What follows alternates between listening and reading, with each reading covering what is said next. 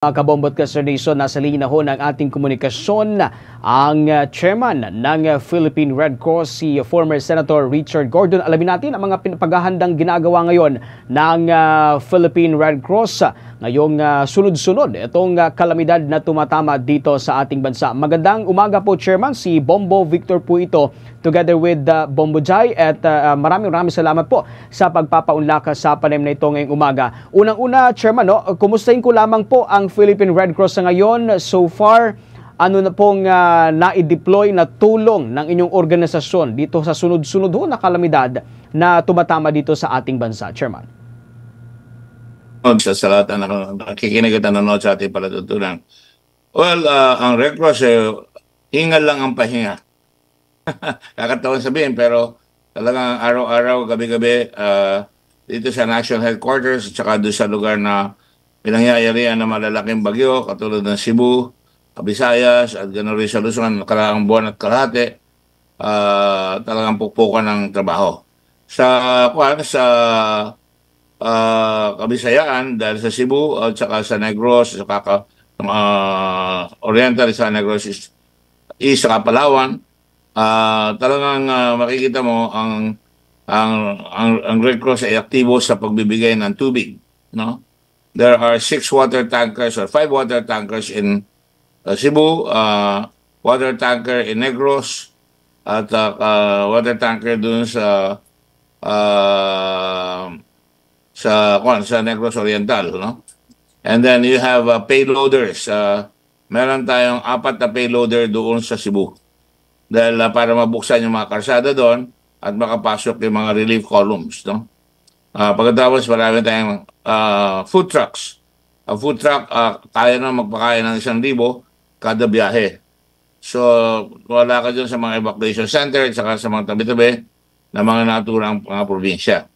Ang volunteer natin nagsambulat doon at tumutulong dahil ang apektadong tao ay humigit kumulang sa 2.1 million Filipinos ang apektado doon. Kaya yan ay nagbibigay ng tubig, nagpapakain, ng mainit na pagkain, at tinitingnan lahat ng pangangailangan katulad ng mga dinadala sa ospital ng mga ambulansya, at mga tinutulungan yung tinatawag nating psychosocial support. Dahil maraming nabigla dyan, maraming natataranta dahil nawala yung mga bahay nila, hindi na alam kung saan sila magtatrabaho sa susunod. Yan ang inatubag ng mga psychosocial support volunteers natin and staff. So basically, sa Palawan rin, 40,000 people are affected. Malawak-lawak yung kaya tumatakbo rin ang ambulansya at saka mga kawani ng Red Cross doon, mga staff and volunteer, pati food truck. So lahat ng local chapters, at marami tayong local chapters, kada probinsya mayroong chapter, busy lahat yan. Migit kumulang siguro mga 500 volunteer at staff ang nagtatrabaho sa iba't ibang mga lugar dyan sa naturang mga probinsya. Yes, naghahanda tayo doon sa malaking bagyo sa linggo at Lunes, no? Ayun talagang inaalagaan natin yan dahil mukhang baka mas malakas pa yan doon sa Yolanda.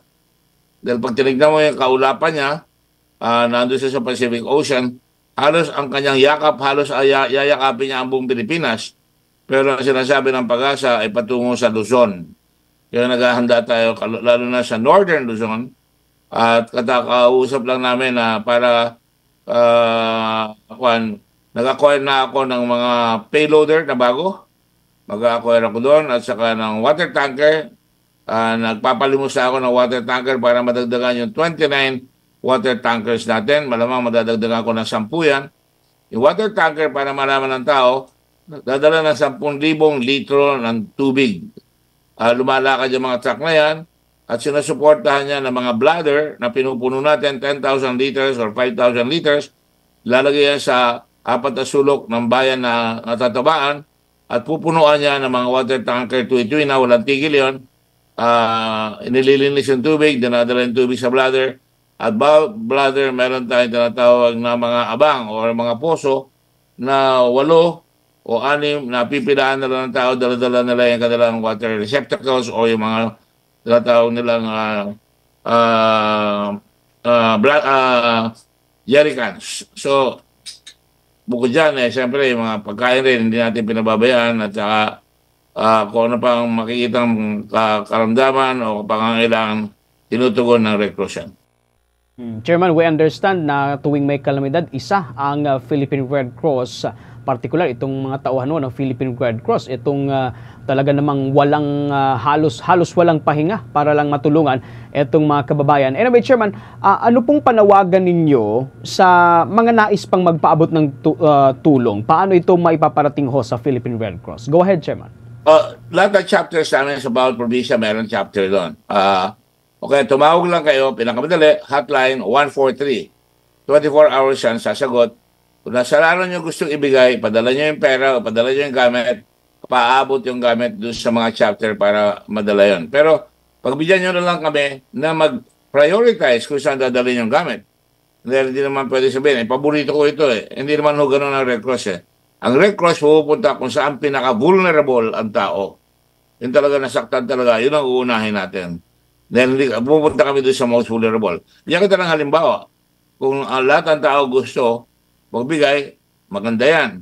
Pero ang nangyayari kalimitan, halimbawa, pinakamalapit doon sa airport, dala na yung gamit, pinakamalapit yung evacuation center na malapit sa airport, karamihan dyan, hindi napapasok doon sa kaloob-looban. Kaya, pag binigay nyo sa Red Cross yun, madadala namin sa kaloob-looban na nangangailangan ng tulong yung gamit. Ngayon, pwede kayong magbigay sa hotline ng 143 at bibigay namin sa inyo yung mga bangko na pwede yung pagbigay.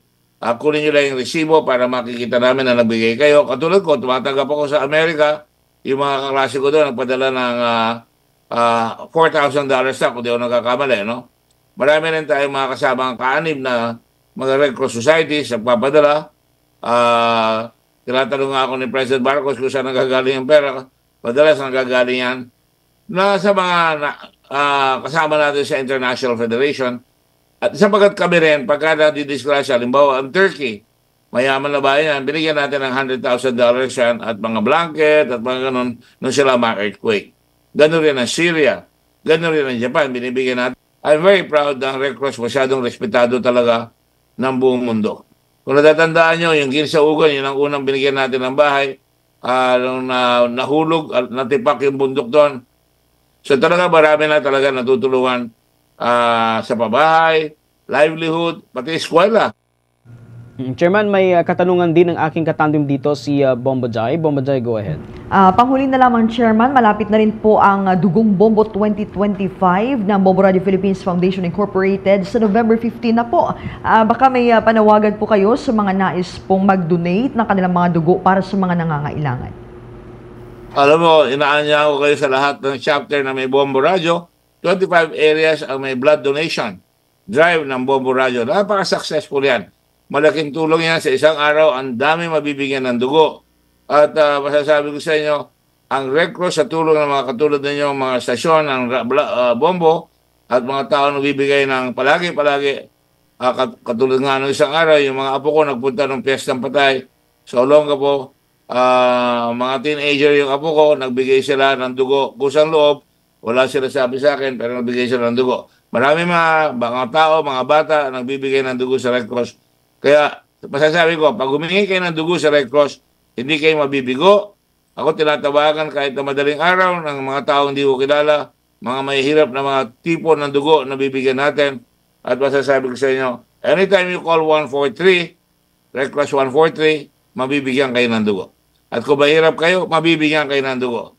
Pero kung may kaya kayo, siyempre may konting bayad yun, pinakamura yan, dahil pareho ng presyo ng DOH ang binibigay natin. Sapagkat tayo rin ay may Blood Samaritan, yun ang babayad naman doon sa mga tao na mahihirap na hindi maka-afford. With that, Chairman, maraming salamat po sa pagpapaunlak sa panayam na ito. Mga kabombot ka sa nation, nakapanayam ho natin, walang iba ang Chairman ho ng Philippine Red Cross, si dating Senator Richard Gordon. For the most trusted source of news and information, visit our website at www.bomboradio.com. Follow us on Bombo Radio mobile app, Facebook, YouTube, TikTok, and X, formerly Twitter. Like, share, and stay connected. Anytime, anywhere.